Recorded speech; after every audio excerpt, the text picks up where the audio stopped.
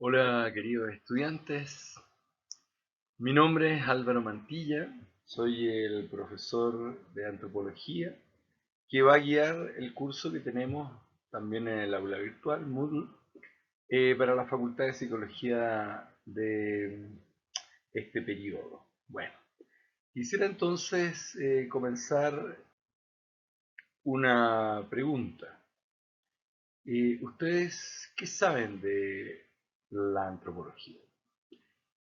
Bueno, esta es, en principio, la unidad 1, donde vamos a ingresar, la primera parte de la unidad, cuyos objetivos son aproximarnos a la reflexión de la antropología general, conocer las principales líneas de investigación también de la antropología.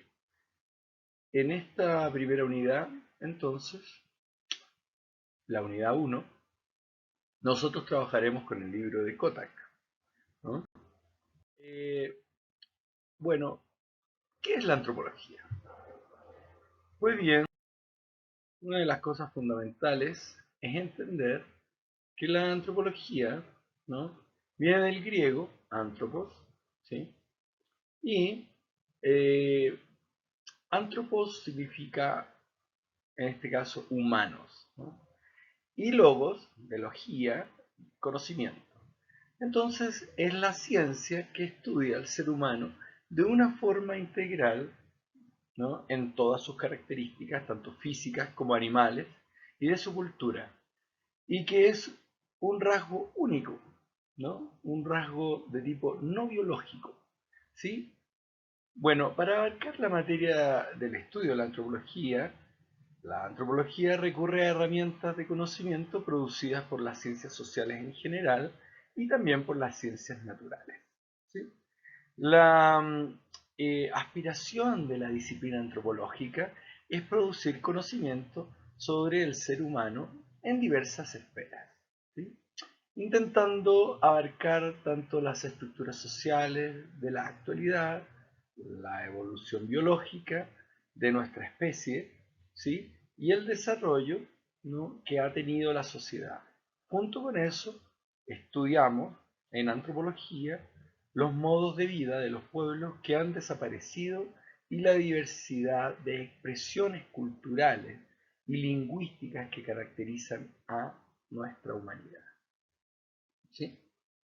Entonces, la antropología, como verán, ¿sí?, se caracteriza fundamentalmente por una evolución de las especies, ¿no?, que han dado origen a estructuras sociales de tipo compleja, y esto, ¿no?, junto con lo anterior, en diferentes partes del globo, ¿no?, han dado diversidades culturales.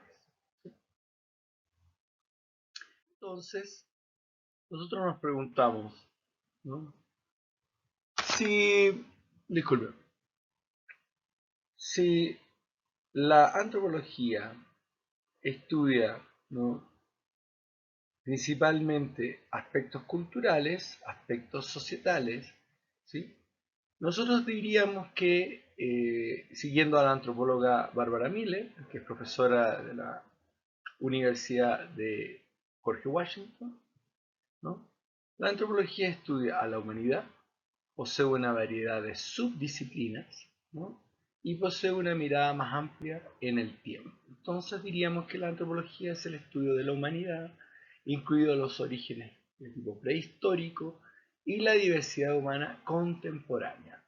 Contemporánea es la diversidad humana, ¿no?, que está en nuestro entorno, ¿sí? Desde aproximadamente la modernidad, como ustedes saben, se desarrolla desde el siglo XV aproximadamente para adelante hasta nuestros días.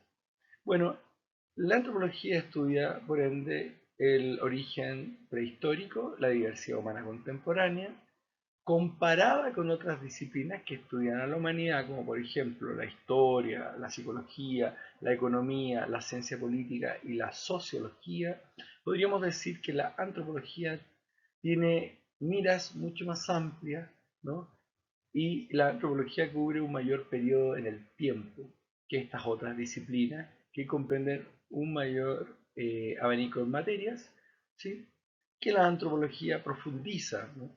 Hay diferentes tipos o subramas de la antropología. Entonces, la antropología como disciplina, ¿sí? Disculpe, vamos, vamos a ir bien. Como disciplina académica es conocida también como antropología general. Incluye 4 subdisciplinas. Las subdisciplinas, ¿no? Conocidas también como subdisciplinas de rama principal o tronco principal, ¿no? Se encuentran en la antropología sociocultural, la antropología biológica y la antropología de tipo lingüístico. Por ende, entonces tenemos 4 subramas de la antropología fundamentales o subdisciplinas principales, ¿no? De tipo sociocultural, de tipo arqueológico, ¿sí? De tipo biológico y la antropología de tipo lingüística. Entonces, nosotros tenemos que incluir en nuestro curso, ¿sí? Que las ramas de la antropología, ¿sí? Tienen unas especializaciones y unas profundizaciones en las prácticas antropológicas que se relacionan con troncos fundamentales de las ciencias humanas: la biología, la lingüística, la antropología arqueológica, ¿no? Y la antropología cultural. Todas ellas están atravesadas por ramas de tipo económicas, ¿no? ¿Sí? Sociológicas y psicológicas. Entremos en materia descubriendo de qué se trata la antropología sociocultural o antropología social. En principio, la antropología social, como el nombre lo señala, describe y expresa y explica diferencias culturales. Los y las antropólogos culturales o sociales estudian la sociedad, valga la redundancia, la cultura, describiendo y explicando las similitudes y diferencias culturales. Al considerar la diversidad en el tiempo y el espacio, los antropólogos tienen que distinguir entre lo universal, lo general, lo particular, ¿no? Y ciertas características de tipo biológicas, psicológicas, sociales y culturales que son universales y propias de la especie, compartidas en el fondo por todas y todos los humanos. Otras son meramente generales también, otras características compartidas por muchos, pero no por todos los grupos humanos. Y luego están características muy particulares que son solo compartidas por un grupo pequeño de humanos y por el resto no. ¿Sí? Entonces, estamos entendiendo que la antropología sociocultural se encarga de descubrir estas características particulares a nivel general, compartidas por muchos, a nivel de grupos humanos, compartidas por pocos, y unas muy particulares, compartidas solo por un grupo específico. Eso son características que van a estudiar la antropología cultural. Entonces, tenemos acá que podemos observar diferentes grupos humanos en la pantalla, ¿sí? Y esta antropología sociocultural los describirá, los explicará y encontrará las diferentes eh, similitudes, ¿no? Y diferencias de los grupos. Bien, ahora nosotros podemos también comprender, ¿sí? Que hay dos vías de la antropología cultural, ¿no? La antropología cultural tiene dos aspectos muy interesantes, ¿no? Uno es la etnografía basada en el trabajo de campo y la etnología, ¿sí? Que es basada en la comparación transcultural, ¿vale? La etnografía, para entrar en materia etnográfica, nos proporciona la palabra etno, que significa la descripción, ¿sí? la descripción de un grupo, una sociedad o cultura particular. No se preocupen que en la pantalla, si bien está la imagen mía, yo les voy a describir lo que aparece. La antropología proporciona la etnodescripción de un grupo, una sociedad o cultura particular. Durante el trabajo de campo de la etnografía, el etnógrafo o la etnógrafa recogen datos, ¿no?, que luego organizan, describen, analizan e interpretan para construir y presentar una etnodescripción. ¿Vale? Vale. Ahora, nosotros vamos a descubrir que estas dos vías de antropología, como ya dije, tiene otra variable, que es la etnología. ¿Sí? La etnología, en cambio, ¿sí?, que es un elemento de la antropología cultural, lo que hace es analizar y comparar los resultados de la etnografía, los datos recogidos en diferentes sociedades. Los etnólogos y las etnólogas intentan identificar y explicar las diferencias y las similitudes culturales para distinguir entre universalidad, generalidad y particularidad. ¿Sí? Ahora tenemos que explicar que la antropología cultural o social, ¿sí?, se encarga de estudiar los mundos pasados, pero también los mundos contemporáneos, y estudia temas tales como las relaciones de violencia entre los humanos, ¿no?, las relaciones de género, el consumo y el consumismo de las culturas y las clases sociales, ¿no?, los problemas de creencias religiosas y sus transformaciones, las formas de educación, los diferentes tipos de familia que han surgido en el periodo histórico de la humanidad, ¿no?, los efectos de las tecnologías en el trabajo, los ritos de los grupos, pandillas, clubes, sectas y otras organizaciones humanas. Y también, ¿no?, las formas de los cambios en la sexualidad humana, en la forma de organización humana y en la reproducción. Como verán, la antropología cubre una amplia gama de temas contemporáneos, no solo como se cree, ¿no?, se dedica generalmente a el origen de las especies o la evolución humana. ¿Mm? Pues bien, sí tenemos casos en donde existe una subrama que se llama antropología arqueológica. En esta subrama, efectivamente, las antropólogas y los antropólogos, ¿m?, que se conocen como los arqueólogos, ¿no?, arqueología, reconstruyen, describen e interpretan el comportamiento humano y los patrones culturales a través de los restos de tipo material que existen, ¿no? Los y las arqueólogas se les conoce más por estudiar la prehistoria, es decir, el periodo anterior a la invención de la escritura, hace al menos unos 6.000 años atrás, que tampoco es mucho, cuando veremos la cadena evolutiva. Sin embargo, también estudian las culturas históricas incluso vivas, efectivamente. ¿Cómo es así de estudiar las culturas vivas? Por ejemplo, el arqueólogo William Radje ha aprendido mucho de la vida contemporánea estudiando la basura moderna, el valor de lo que se conoce como basurología. Así es, como la llama Radje, es que la basura, ¿qué nos proporcionará? Nos proporciona una evidencia de lo que la gente ha hecho, ¿no?, en su cultura, cómo se comporta, qué cosas consume, qué cosas tiene prioridad en su forma cultural de alimentación, por ejemplo, de diversión, y no, por ejemplo, lo que se cree que la gente dice que tiene como cultura, sino que la basura ya es un material empírico, es una materia que se puede analizar sobre el consumo. Pero ¿a qué nos puede llevar, por ejemplo, el estudio de la basura? Pues bien, nos puede llevar a descubrir, por ejemplo, que las personas han tenido problemas alimenticios y por ende problemas médicos. Han tenido ciertas aficiones, ¿no?, con ciertas sustancias como el alcohol o el tabaco, ¿no? O las grasas, ¿no?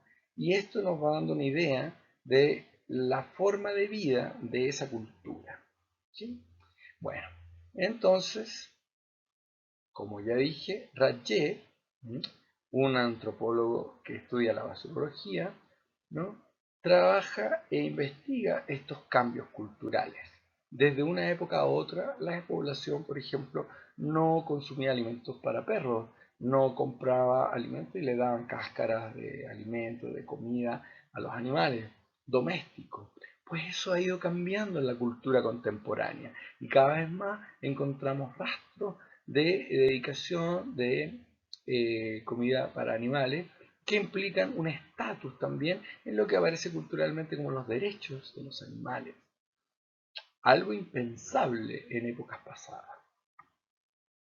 Pues también, además, tenemos que decir que la antropología arqueológica se preocupa, como vemos en la imagen acá, de la antropóloga que está desenterrando cuerpos humanos.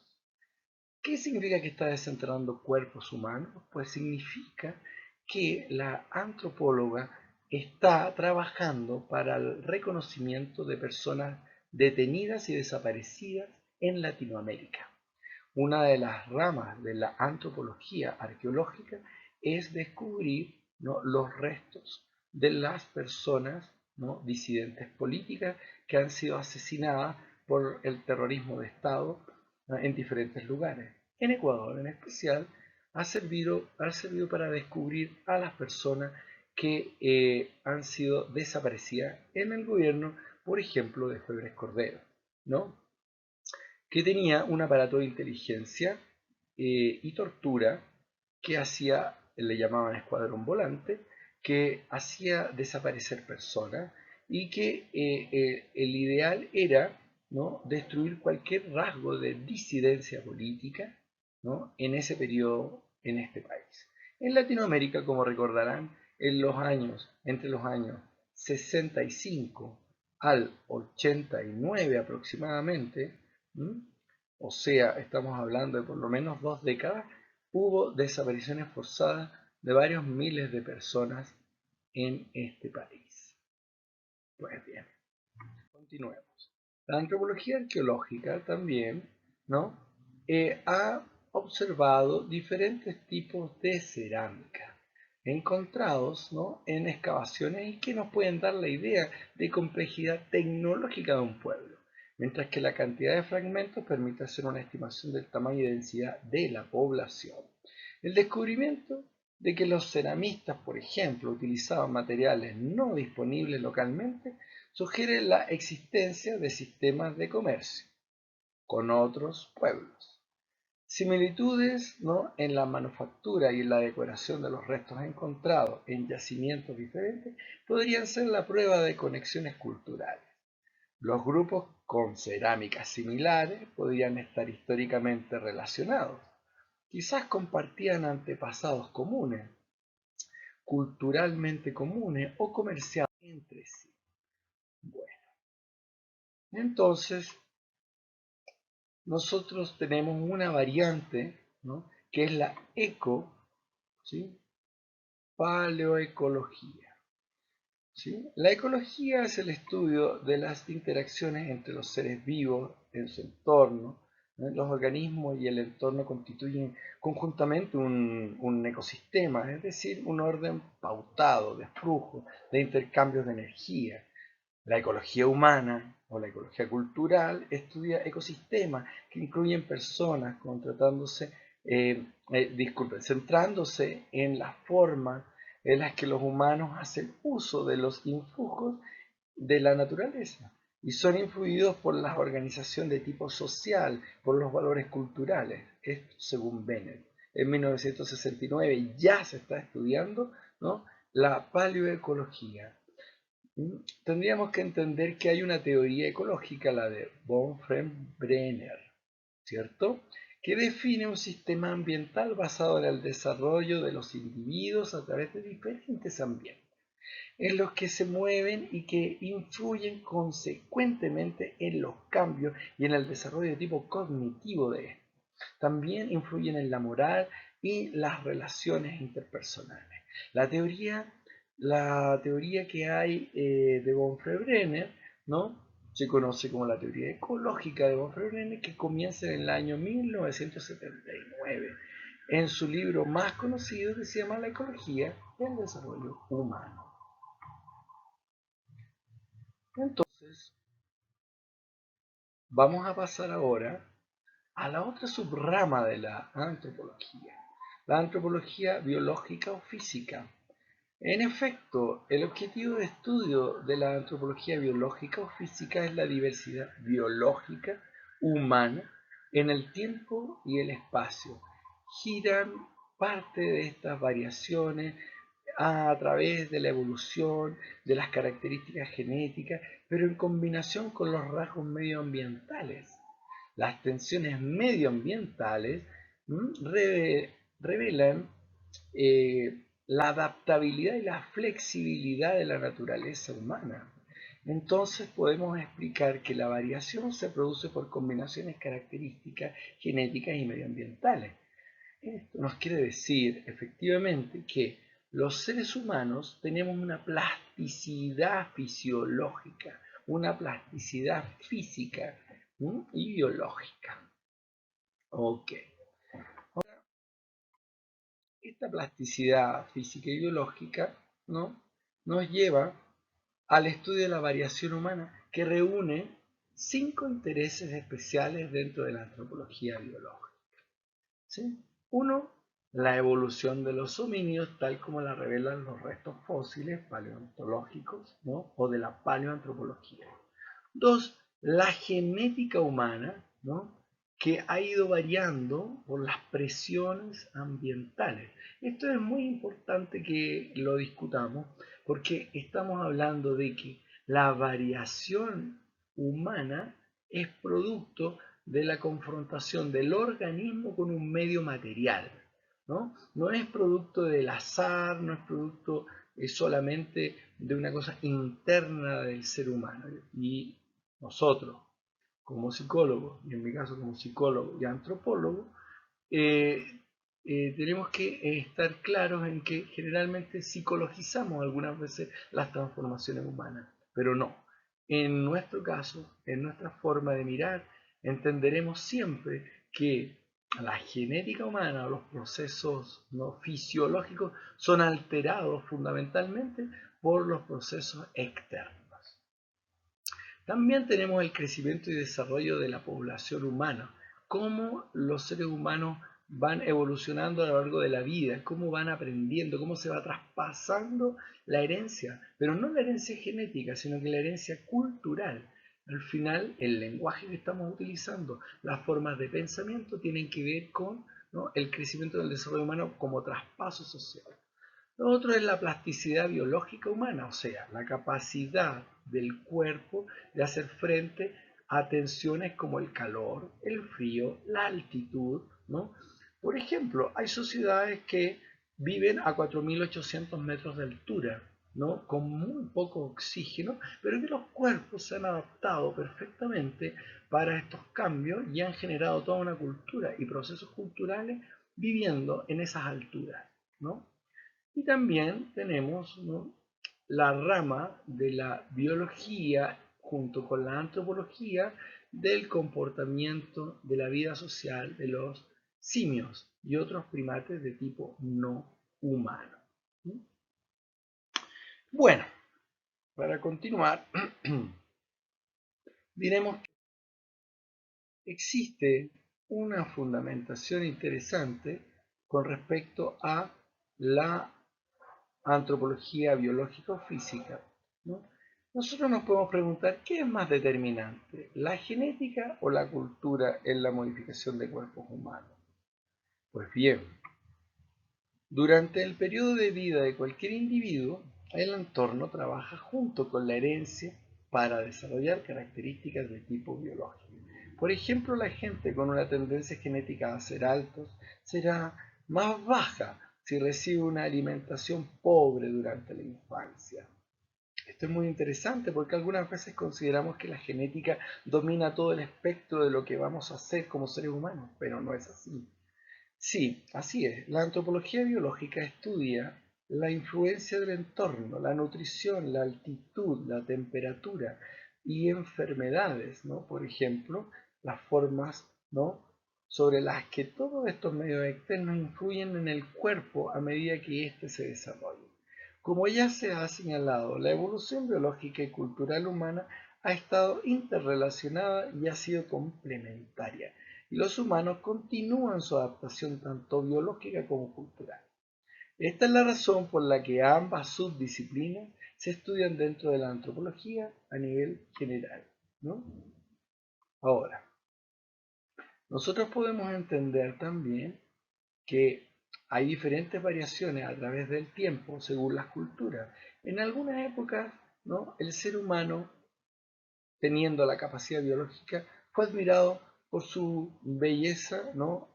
cuando las personas podían ser, ¿no?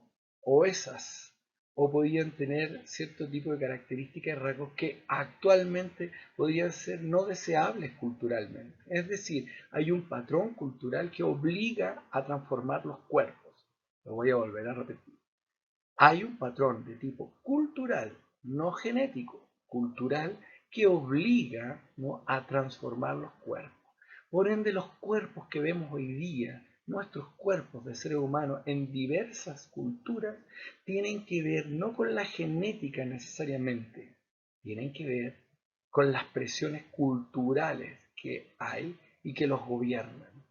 Nuestros deseos, nuestras estéticas, nuestras formas de encontrar lo bello y lo feo, lo no deseable, ¿no? Las escalas de valores estéticas corporales, fundamentalmente tienen que ver con la cultura. ¿Mm? Bien, ahora la antropología biológica y física tiene otra rama de especialización. La antropología biológica, junto con la zoología, incluye también la primatología. Los primates incluyen a nuestros parientes más próximos, los simios y los monos. ¿Sí? Los primatólogos y las primatólogas estudian su biología, su evolución, el comportamiento y vida social, y a menudo en sus entornos naturales. La primatología apoya a la paleontología porque muchos antropólogos creen, y antropólogas creen, que el comportamiento de los primates arrojarán luz sobre cómo fuimos los primeros homínidos o los primeros humanos, y por tanto sobre nuestros orígenes y sobre cuestiones de las que incide nuestra naturaleza humana y la diversidad universal que tenemos. Entonces, nosotros tenemos también, ¿no? que existe una variación importante a discutir, que es, ¿no? la variación entre los Hominidae, que es la familia zoológica que incluye a humanos fósiles y vivos. También se considera como homínidos a chimpancés y gorilas, ¿no? Como podemos observar, ¿no? tenemos que existe acá una evolución humana que lleva millones de años, pero los humanos propiamente tal somos de la variación Homo. Y Homo empieza recién hace unos 2,5 millones a 1,400,000 años, ¿no? Como el Homo habilis, ¿no? El Homo ergaster, que es de 2 millones a 1 millón de años, el Homo erectus, ¿no? 1,800,000 años a 300,000 años, el Homo antecesor, que es de 1,200,000 años a 500,000 años, el Homo sapiens sapiens, ¿no? y el Homo neandertal, que es una rama que no sobrevivió y que aparentemente no la conservamos dentro de nuestros genes. No así la última rama, que es la rama Cro-Magnon, que sí la conservamos dentro de nuestros orígenes. El término homínino se usa para el grupo que conduce a los humanos, más no a los chimpancés y gorilas, ¿no? Y que abarca a todas las especies, ¿no? Que tiene que ver con la rama humana que existió alguna vez, ¿sí? Se señala que la rama humana, no toda la rama humana, como ven en esa figura, corresponde a la rama Homo. La rama Homo da origen a fundamentalmente una parte de lo humano, ¿no? Algunas ramas humanas Homo desaparecieron, otras llegaron hasta nuestros días a ser los Homo sapiens sapiens, ¿no? Como dije, Cromañón nos entrega estos genes, no así los Neandertal. No se sabe con exactitud si nosotros tenemos una herencia cultural neandertalense, pero efectivamente Neandertal y Cromañón convivieron dos ramas Homo, pero no podían procrearse, no podían juntos procrear una nueva especie porque la variación genética no lo permitía. Bien, ahora tenemos la antropología lingüística. No sabemos exactamente, y probablemente nunca lo sabremos, cuándo comenzaron a hablar los homínidos. Sin embargo, las lenguas gramaticalmente complejas y bien desarrolladas han existido desde hace miles de años. Efectivamente, la antropología lingüística ofrece una ilustración adicional sobre el interés de la antropología como la comparación, la variación y el cambio. Los y las antropólogas lingüísticos estudian el lenguaje en sus contextos de tipo social, el lenguaje de tipo social y cultural. De hecho, el lenguaje nace dentro de las estructuras sociales. No es algo solamente intrapsíquico como podríamos creer en psicología. El lenguaje surge necesariamente de lo social y se transmite en lo social. Cuando usted nace en un entramado social y cultural, nace con una lengua ya estructurada, nace con una escala de valores ya estructurada, nace con una ideología religiosa y estructurada, simbólica y cultural, en el espacio y a través del tiempo. La sociolingüística, ¿no?, es el estudio de la variación lingüística en su contexto social y se denomina sociolingüística. La sociolingüística analiza la diversidad dentro de una lengua, ¿no? Esta diversidad refleja las diferencias de tipo social. Eso es fundamental, ¿no? Entonces, las diferencias sociales que hay dentro de una estructura, ¿no? O grupo humano se pueden aprender por medio de la antropología de tipo lingüístico. Entonces, podemos decir, con ciencia cierta, que la variación lingüística también va asociada a la división de clases sociales. Y los ejemplos de ello incluyen el bilingüismo de los grupos étnicos y los patrones del habla asociados a ciertas clases sociales. Los antropólogos sociales y culturales colaboraron en el estudio de vínculos entre el lenguaje, ¿no? Bueno, ahora pasaremos a otro tipo de variable antropológica, la antropología aplicada. La antropología aplicada incluye cualquier uso del conocimiento y las técnicas de las cuatro subdisciplinas anteriormente vistas para identificar, evaluar y resolver problemas de tipo social práctico. Esto, como verán en la imagen, incluye la pobreza, la discriminación racial, ¿no?, la violencia política, la discriminación económica, ¿no? Está muy arraigado en las estructuras sociales contemporáneas. La antropología aplicada, ¿no?, pretende transformar, ¿no?, las estructuras sociales actuales para beneficio de la humanidad y critica, ¿no?, revela, descubre los entramados estructurales que lo que hacen es estancar, ¿no?, los niveles de pobreza, los niveles de discriminación racial, discriminación étnica o discriminación política. Entonces digamos que esta antropología, esta antropología es una antropología aplicada al mundo contemporáneo. Bien, por ejemplo, en la antropología aplicada tenemos la antropología de tipo médica. Por ejemplo, es utilizada para desarrollar programas médicos interculturales que se implementen en contextos socioculturales, ¿no? Con las implicaciones que tiene esto. Es decir, las investigaciones transculturales nos muestran que las percepciones de buena o mala salud, junto con las actuales amenazas y problemas, varían entre culturas. Es decir, por ejemplo, cuando se estudia las enfermedades psíquicas del ser humano, estas enfermedades han nacido desde la cultura, no son desde la mirada antropológica intrapsíquicas, no son pertenecientes a un ámbito completamente aislado del ser humano. Por ejemplo, en el DSM-4 y en el DSM-3, en el DSM-2 y en el DSM-1, que son los manuales de trastornos psicológicos, ¿no? La homosexualidad era considerado un trastorno de tipo psicológico, ¿no? Pues bien, de la noche a la mañana, en el DSM-6, DSM-5, fueron anulados como trastorno. ¿Qué? ¿El trastorno acaso no es un trastorno de tipo objetivo? ¿No es algo de tipo fisiológico neuronal? Tal vez para algunas y algunos no.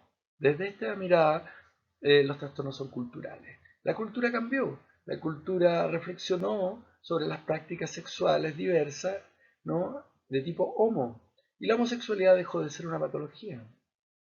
En el medioevo, ver hadas y duendes en un bosque era considerado normal, conversar con gnomos y tener una relación con los espíritus del bosque. Eso hoy en día podría ser considerado esquizofrenia. Y no es que hayamos evolucionado o hayamos entrado en un ámbito superior, sino que la epistemología, la forma de construcción de la realidad, escuchen bien lo que digo, la realidad es construida, co-construida culturalmente. Lo que nosotros creemos como realidad no es objetivo, tiene una construcción, una co-construcción societal. Entonces, en la episteme, la forma de conocimiento, de conocer lo que nosotros observamos y poder observar y nombrar lo que hay a nuestro alrededor, tiene que ver con fundamentalmente, ¿no?, una forma cultural. Ahora, la antropología aplicada también, ¿no?, trabaja para las agencias de desarrollo, evaluando las características sociales y culturales que influyen en el desarrollo y el cambio de tipo económico. Las y los antropólogos son expertos y expertas en las culturas locales y como tales suelen identificar las condiciones sociales específicas y las necesidades locales que influirán en el éxito o fracaso de los esquemas de desarrollo de los diferentes países.